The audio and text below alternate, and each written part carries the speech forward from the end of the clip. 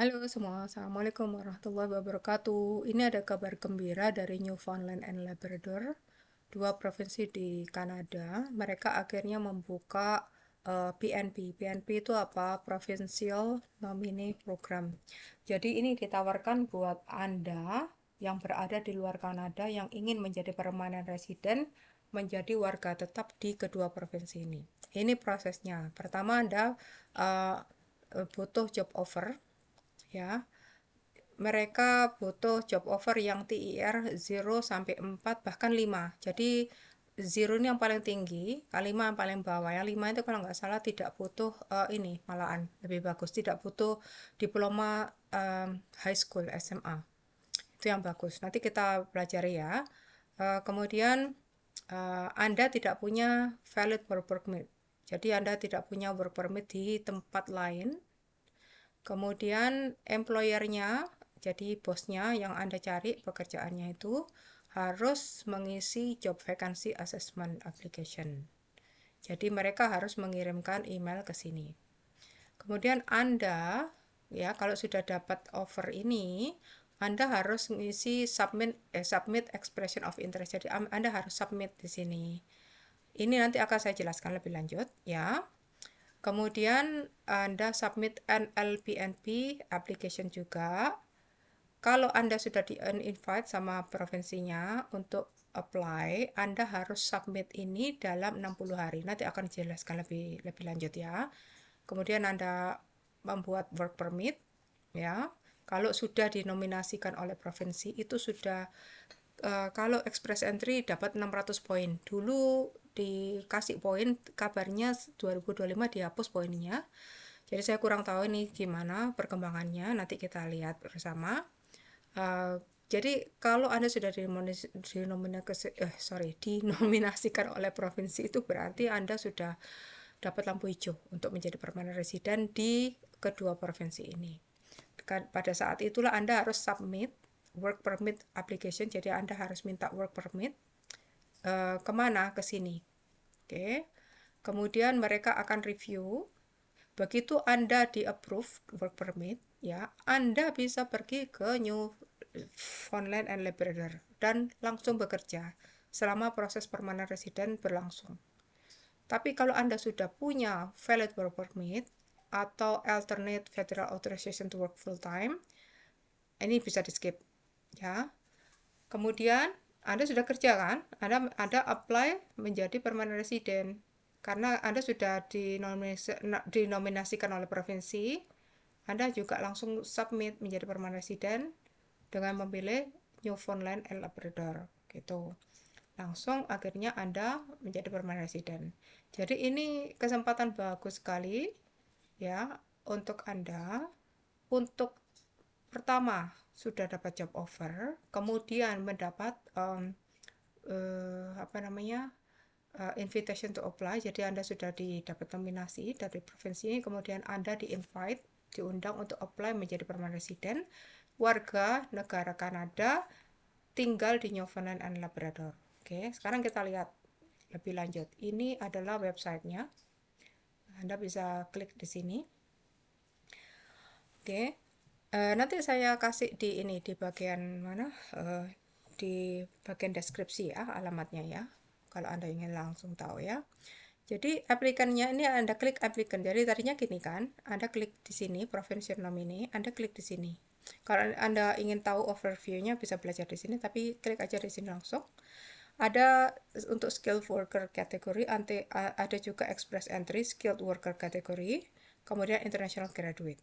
Ya, international graduate ini biasanya kalau sudah lulus, Anda dapat PGWP, post graduation work permit, Anda bisa berhak untuk kerja 3 tahun. Kemudian Anda bisa apply menjadi permanent resident di sini langsung. Ya, ini ada step-stepnya lain. Oke. Tapi sekarang yang saya mau bahas adalah skilled worker kategori. Oke. Jadi ini adalah untuk foreign national. Jadi Anda bisa apply dari luar Kanada. Kalau Anda punya skillnya, ya, banyak punya skill yang berguna untuk Newfoundland and Labrador labor market. Ya, dan Anda harus berniat untuk tinggal selamanya di Newfoundland and Labrador. Gitu.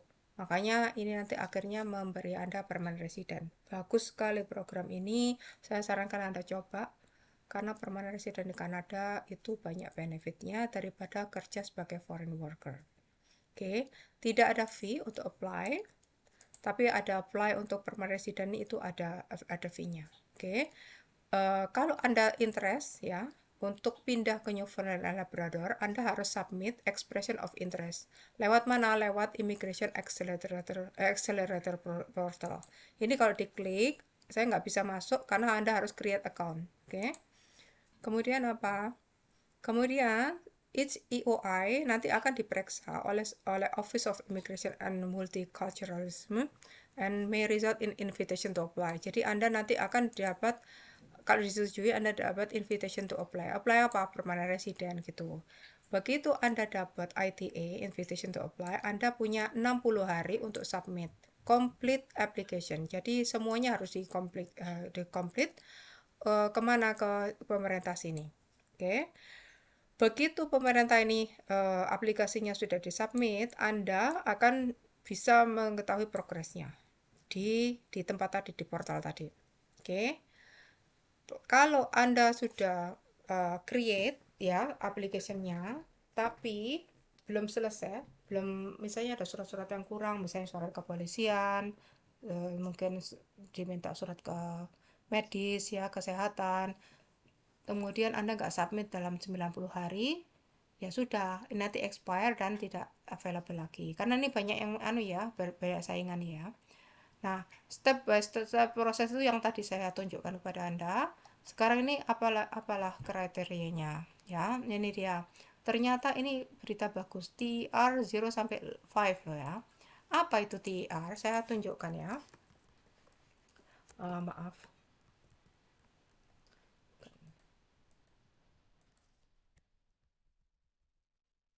Ini dia. TER itu yang nomor 7, sorry, maaf. Nomor 0, Masya Allah. Yang nomor 0 itu paling tinggi, jadi manajemen, ya. Nomor 5 paling rendah, ya. Tapi tidak butuh formal education requirements. Ini berita bagus buat Anda yang merasa, oh saya tidak lulus SMA, bahkan mungkin SMP aku tidak pernah kerja atau apa, tidak pernah sekolah, atau mungkin sekolahnya kurang bagus, tapi Anda pintar bahasa Inggris, Anda bisa komunikasi, Anda bisa diajak, disuruh-suruh sama bos, Anda ngerti, ini bisa apply gitu loh. Saya kurang tahu nanti occupationnya apa, pekerjaannya apa, nanti kita lihat. Semoga ada penjelasannya. Nah, kalau Anda employernya punya JVA, itu tadi dijelaskan ya, tadi ya, JVA itu apa sih? Ini tadi kan dijelaskan ya. Mana tadi? Ini dia. Job Vacancy Assessment, ini dia, yang kecil ini ya.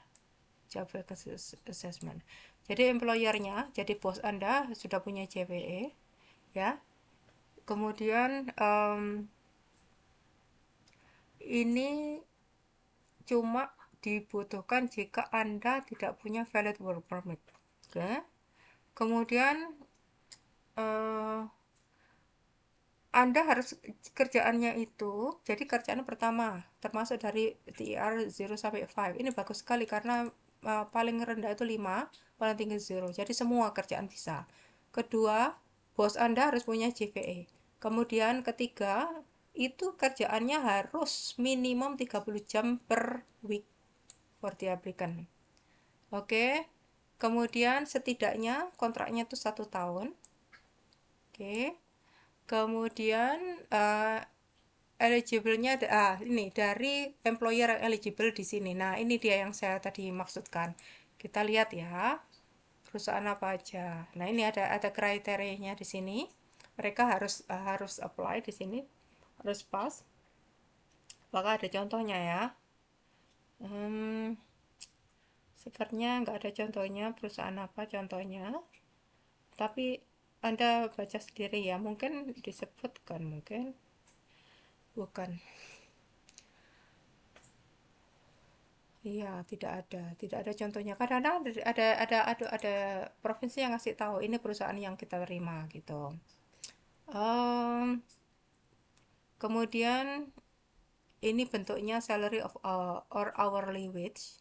Jadi bukan komisi. Jadi Anda dapat salary, dapat gaji tetap ya. Kemudian sesuai dengan standar employment standar di provinsi situ. Kemudian prevailing wage rate ini kita lihat. Ini dia menurut Job Bank, ini dia. Jadi ini wage report ya. Jadi Anda bisa lihat kira-kira berapa gaji yang dibutuhkan. Katakan aja ini scoop ya. Sorry. Di mana? Newfoundland.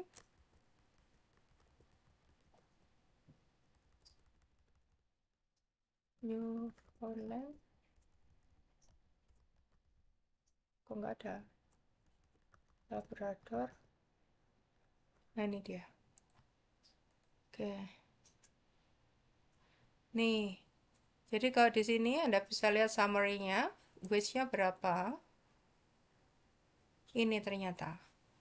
Ya, per jam ini ya, paling rendah 16, paling tinggi 25. Oh enggak, ada 28 ini, paling tinggi. Paham ya? Jadi kalau Anda lihat, Anda bisa klik, sorry, ini di daerah Newfoundland and Labrador ini, ya. Kalau seluruh Kanada di sini, kalau ini daerah-daerah lain, jadi 25,61 gitu. Kemudian apalagi, kita kembali lagi ya. Loh, subhanallah. What did I do?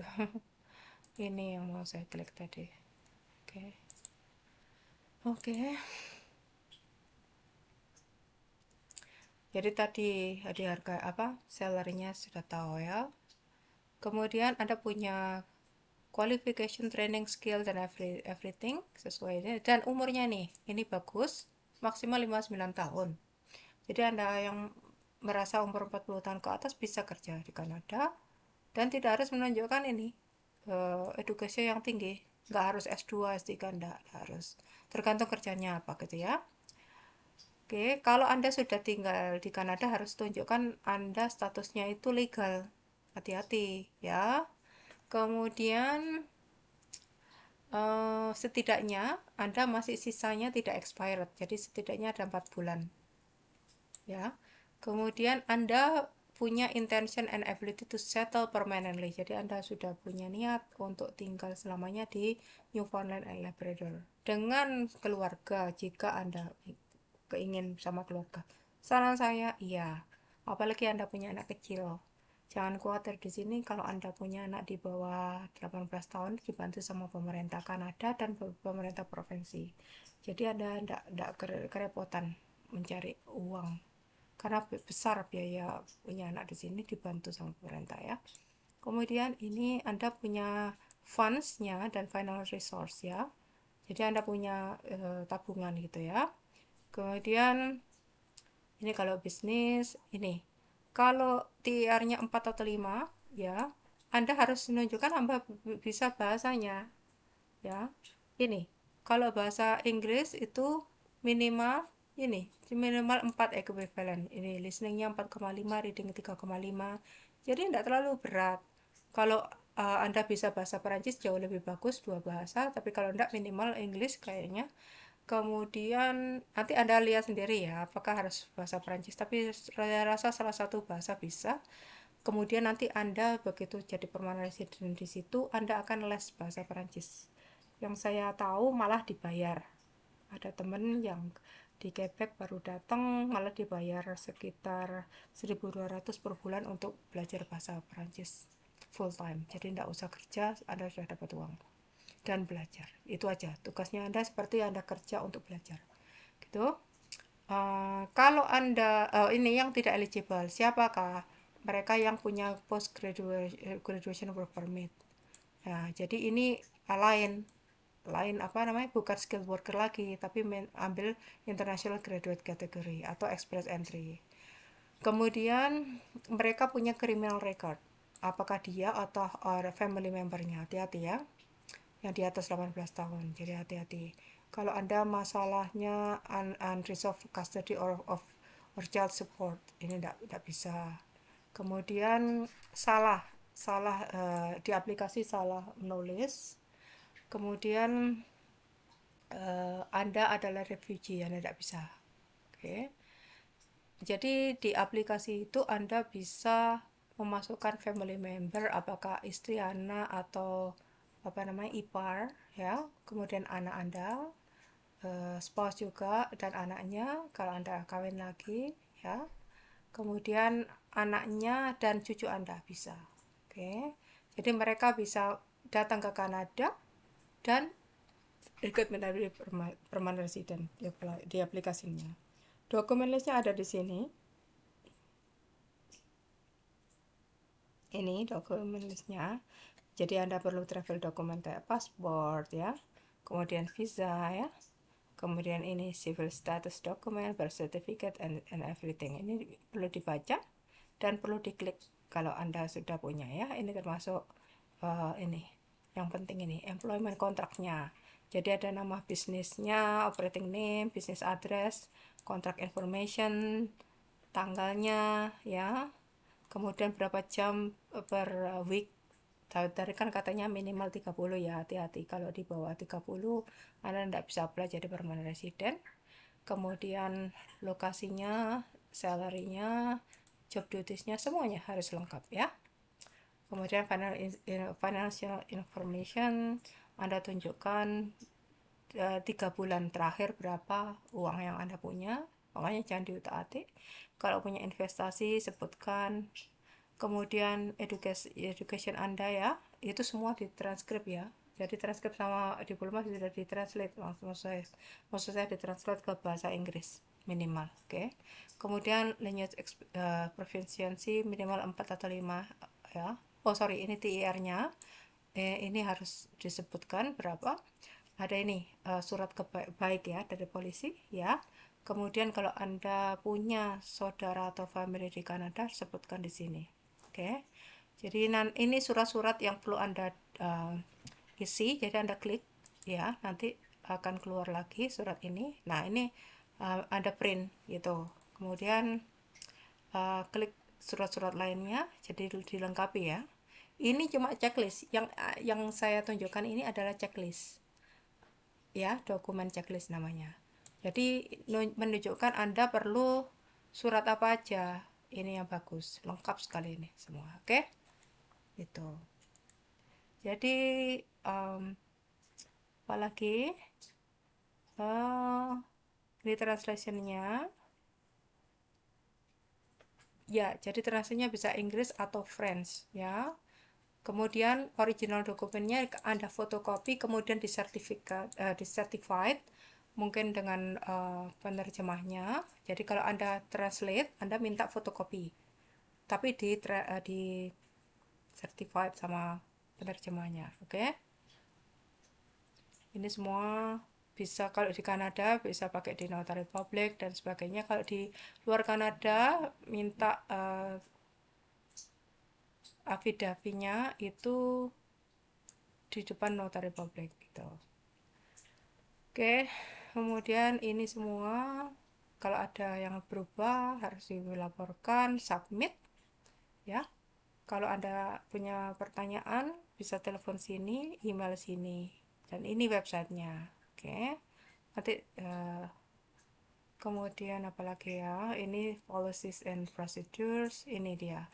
Jadi day 1 to 3 di screening, kemudian hari ke-4 sampai ke-20 diperiksa, kemudian 21 sampai 25 akhirnya di assess and final decision. Jadi cuma 25 hari. Cepat tuh ini masuk ya. Nanti insya Allah saya bikin video tersendiri untuk program lainnya, karena di sini khusus skill worker kategori. Nanti kita akan bahas yang ini, program ini. Oke, terima kasih sudah melihat. Kalau ada pertanyaan, mungkin lebih tepat kalau Anda mengirim email ke sini daripada ke saya, karena saya cuma menyampaikan ada program ini buat teman-teman yang ingin hijrah ke Kanada. Tapi kalau untuk lebih detailnya mending ke mereka. Oke, terima kasih sudah menonton. Assalamualaikum warahmatullahi wabarakatuh.